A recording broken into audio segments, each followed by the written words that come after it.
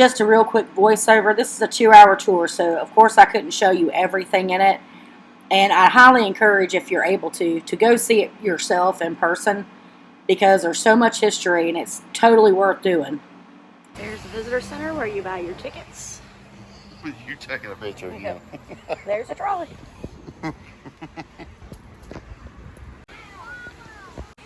So that explains why there's a lot of Mesoamerican architecture here. DeSoto was in this area. Part of the reason I get the pleasure of giving you guys this tour is because I used to live and work at Central State Hospital. I was their director of public affairs for almost 7 years. That they thought you either had demons or that God was punishing you, right? And these folks would actually be locked in barns or in attics by their families because they didn't know what to do with them. Central State offered a place for them to go and get treatment and go back home like you would at a regular hospital, right? Unfortunately, the stigma associated with mental illness was really strong, and you would often say something like, Aunt Martha moved to Tahiti, not that she went to Central State. As a result, the patient population continued to climb until the late 1960s, when the hospital had close to 13,000 patients. Wow. So this is the Chapel of All Faith.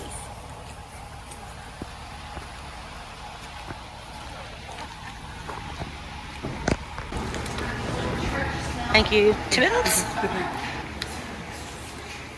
Of all faiths. Construction on the chapel was completed in 1963, and it was used continuously by the hospital from 1963 until about 2013, 2014. It sat vacant for about a year, and then the redevelopment authority didn't want to see it fall into disrepair like many of the other buildings on the campus. So they came in to sort of serve as the caretakers over the chapel. Today they actually manage operations of the chapel and the Pecan Grove as an event space under the name the Grove Event Center. Come on in. Glass windows. They wanted the beauty and the ambiance of stained glass, but because it is a chapel for all faiths, they didn't want to be discriminatory based on any particular religious scene, so they opted for these muted colors. Aside from being restored in the 1980s for a cost of between $20,000 and $25,000 per window, cut out the windows, that's a lot. They've pretty much been left untouched. Also, if you guys look behind me, you'll see these grates back here. That is for the pipe organ. They do still have the original pipe organ here in the chapel, and it does still play. Unfortunately, it has some damage to it, so it makes a little less than a joyful noise, but it does still play. Do we have any pianists or organists in the group today?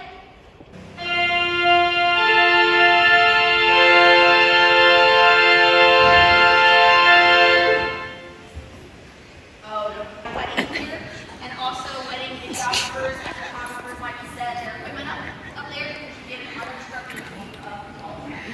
So I'll give you guys just a minute to sort of walk through here and look, and you can take some pictures. I'll meet y'all in the back, and then we'll go look at what used to be the Catholic chapel. You get close to these windows.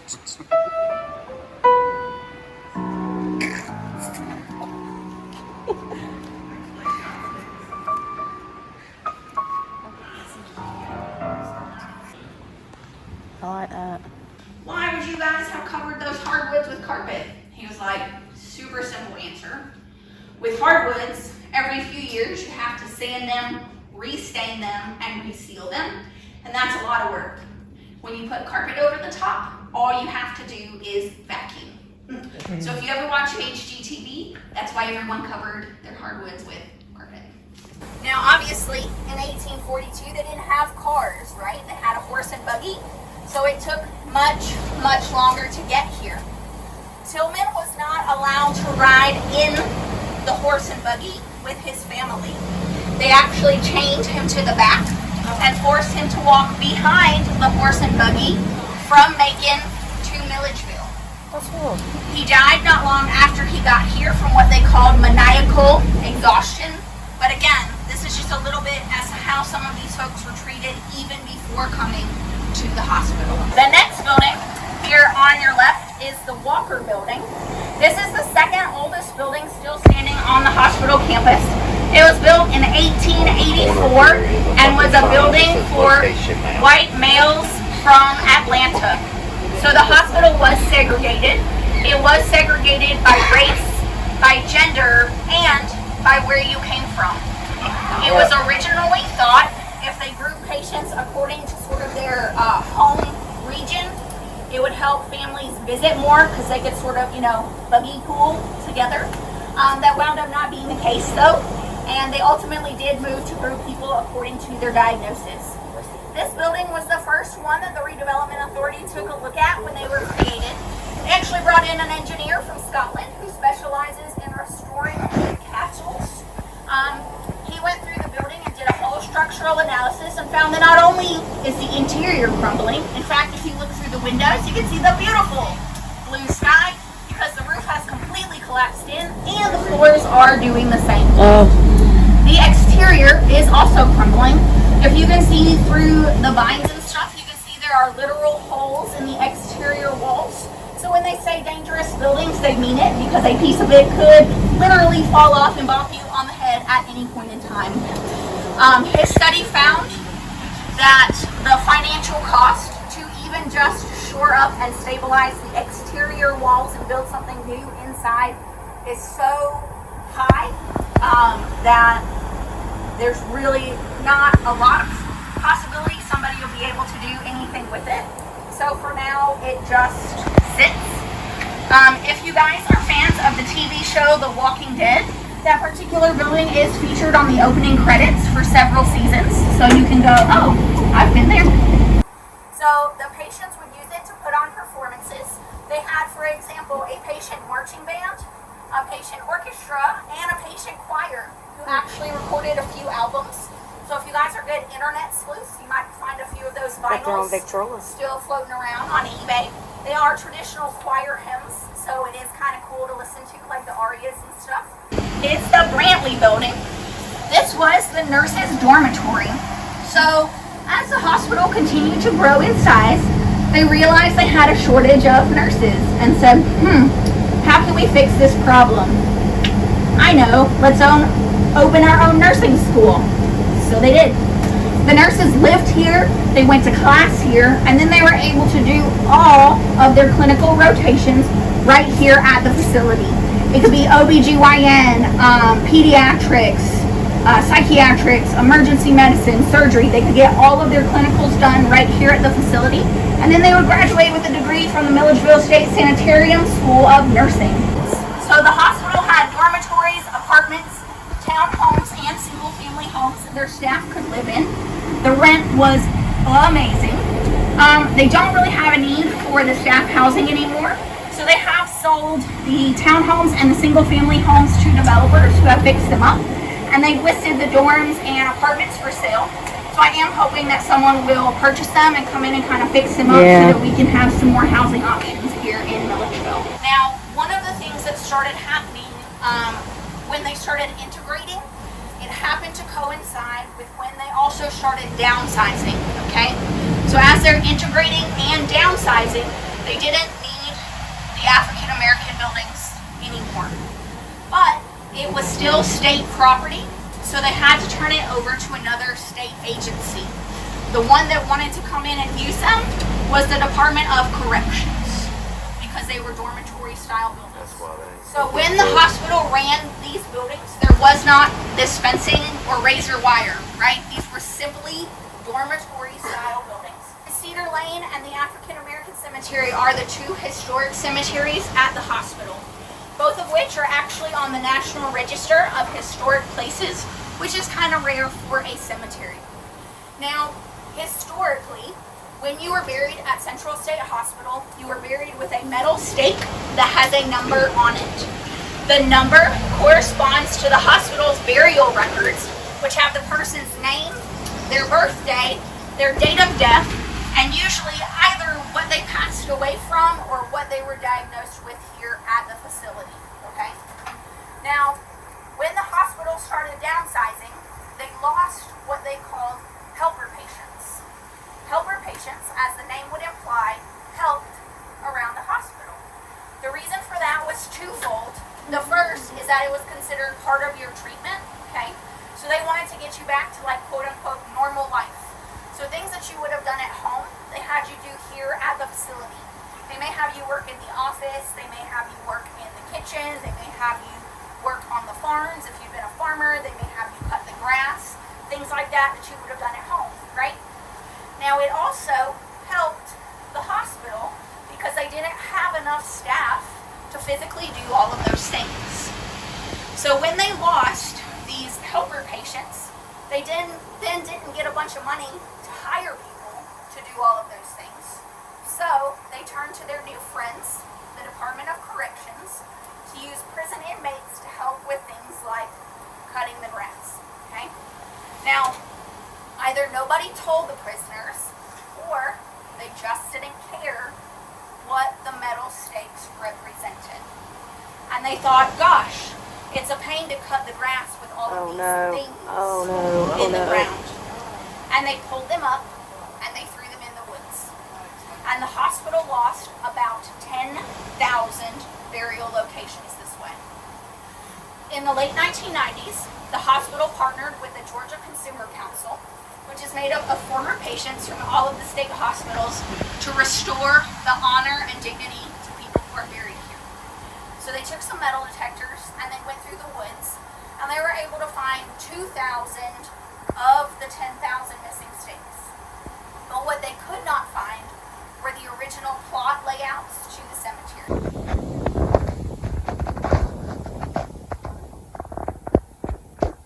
Sad they can only find, what, 2,000? Look at these gates, they're so pretty. So we're going to come back on our own because where we're staying is not far from here. So we can explore a little bit more to our leisure. When they opened Jasmine Ridge, everybody was buried in the same cemetery, but on opposite sides. And then they numbered them identically. So there's 2 number 1s, 2 number 2s, etc. And I guess they thought it would always be that way because nowhere in any of the records does it say which side is which side. So if you were doing genealogy research and found you had a relative buried there, they might tell you to bring 2 sets of flowers because they don't know if it's 17 on the left or 17 on the right. Secure forensic facility. What that means is all of the patients who are here today were sent here through the legal system. They have all been accused of some type of crime. Okay? Some could be fairly minor, but because it's the state's only maximum secure facility, there are some folks here who are accused of some really not nice things. But it is a hospital, it is not a prison. So, for example, nobody here has been found guilty of anything. They all have their own rooms that they are free to come and go from as they choose. They cannot be locked in their room like a cell, right? And then depending on their privilege level, some are able to leave the unit, some are able to leave the building, and some are able to leave the campus. So they may take them on a field trip to like Ruby Tuesdays, Walmart. They provide those services for up to 184 folks right here in the Peyton Cook building. You will see the fence and the razor wire because there are some security concerns. Because again, there are some people accused of some really not nice things. But it is a hospital. It is not a prison. So until this time, Central State was the only mental health hospital in Georgia. So they built 6 additional hospitals across the state so that it would relieve the pressure here and folks could be served in smaller environments closer to home. They also made some changes to the commitment laws. So prior to the 1960s, it was super easy to have someone sent to Central State Hospital, especially women, okay? It only took 2 signatures, and neither one of them had to be a doctor to have someone committed. So ladies, if you were suffering from postpartum depression, or maybe you were having a bad day, and you didn't feel like cooking your husband dinner, or maybe you burnt dinner, him and his brother could sign a form saying that you were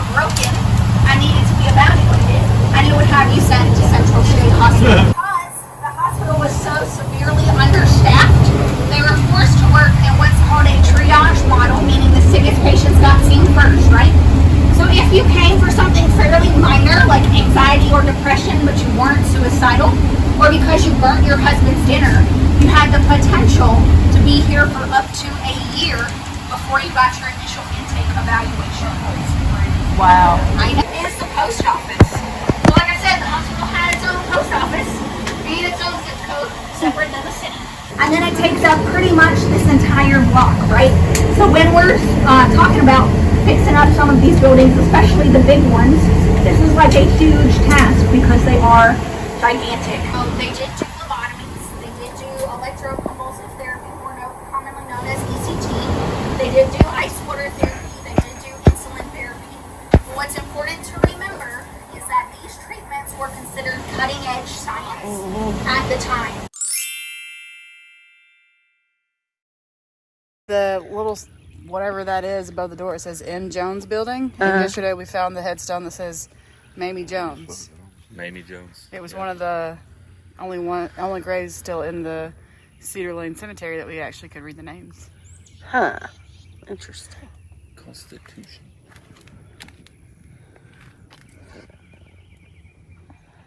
Yeah, she used technology to see this. Well, now that when I use the phone to look, now I'm looking at it, I can see it says N. Jones Building. But Oh my God, I don't fucking see what the fuck you talking about.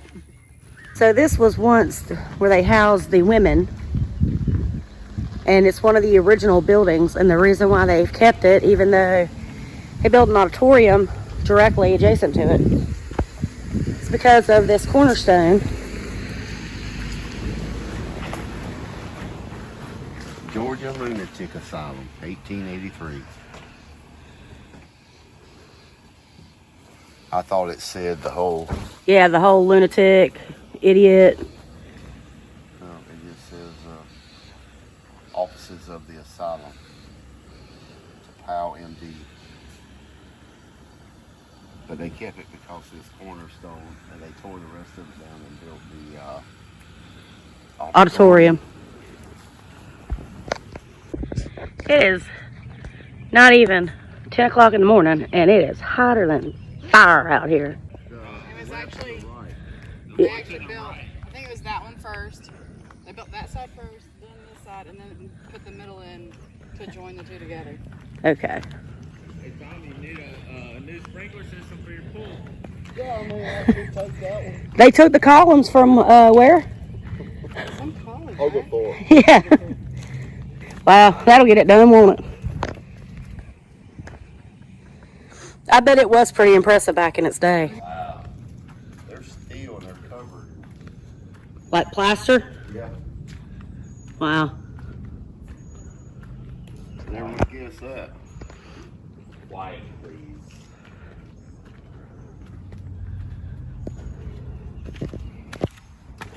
That is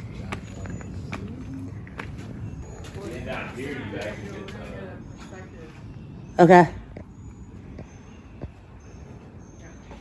My tall friend's always using me for the short perspective.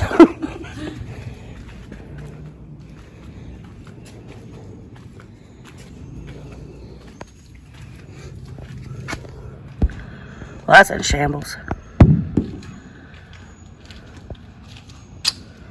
I don't know if that's rats or just trash people's left sitting.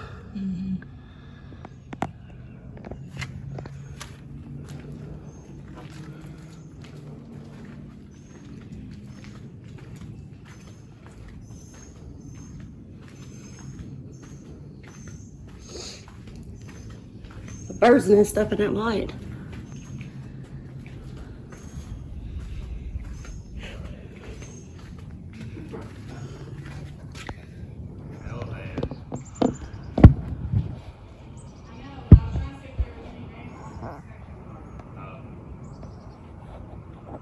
Looks like they just picked up and left. Like, they're like, whatever, let's not even box anything up, let's just go.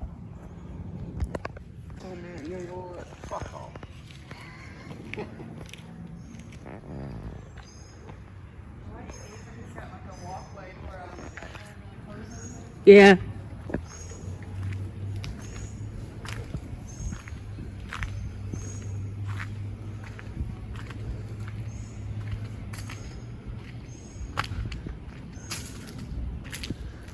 It is magnificent.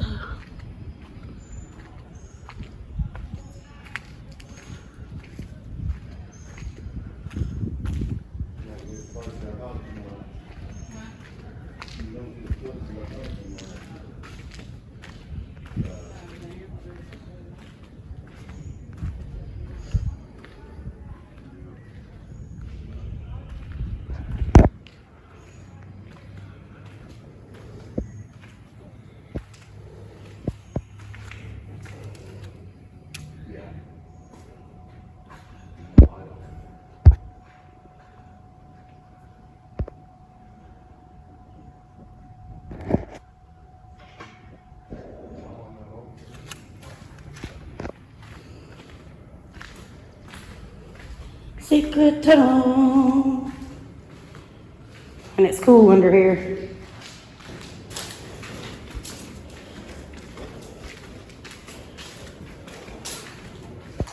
I think that's just the season. And then there's a reef.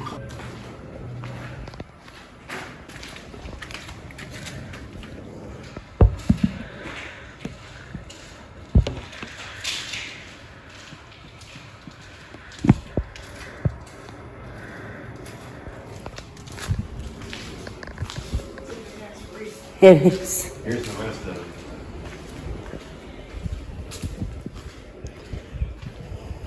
Here's an old refrigerator there. There's a refrigerator on the other side too. Excuse me. Yes. Yeah. Can't be down there. Oh, I'm sorry. Okay, we're sorry. He's on the street. Okay, yes, sir. It's an ambulance drop off. It says it's like the handicap entrance, like you. I guess they took them down there. That kid got out. So he was telling me the top used to be gold like the Capitol. Really? They painted it black within the last 2 or 3 years. Really? So I guess this is the one she said they called in an engineer, I think it was, and It's it too far costs gone. more, yeah, to just secure the outside. Ceiling on 3rd floor is falling through. Home to small mammals, snakes, insects. Walls contain mold, peeling paint, algae, hazardous material. Foliage has grown over large portions of the building. It was built in 1884 and opened for use in 1886. It was called the Male Convalescent Building and served as an admission ward for white males. It closed in 1974. Wow. So it's just been sitting for years. Yeah. There he comes again. When I tell y'all security is not joking, they're not joking. We got busted, but we also feel like maybe been a little bit set up twice. Last night when we were out looking, this man and his family tried to get us to go into one of the buildings, and we were like, no, not to the tune of 10,000. He's like, oh no, it's fine, we did it. And I'm like, yeah, no. See, that was me back when I was like 17, not me now. So just because you jump off the bridge, I'm not, no thanks. But he proceeded, him and his wife and child proceeded to follow us like all around the complex last night, to the point where we just quit and went back to the Airbnb.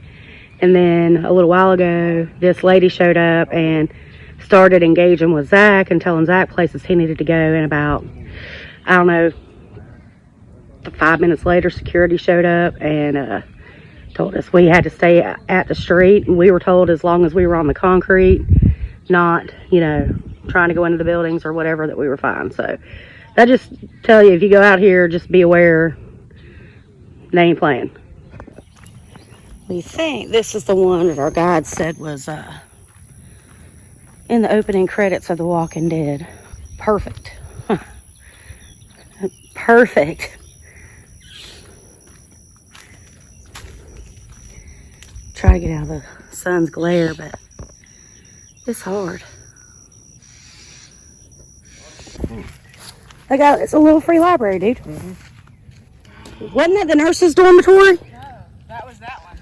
Yeah, that was that one. Oh yeah, that's right. That was the nurse's dormitory. Because we didn't come on this side. They took us right there on the other side of the train station right there. Didn't even acknowledge any of this up here. Huh.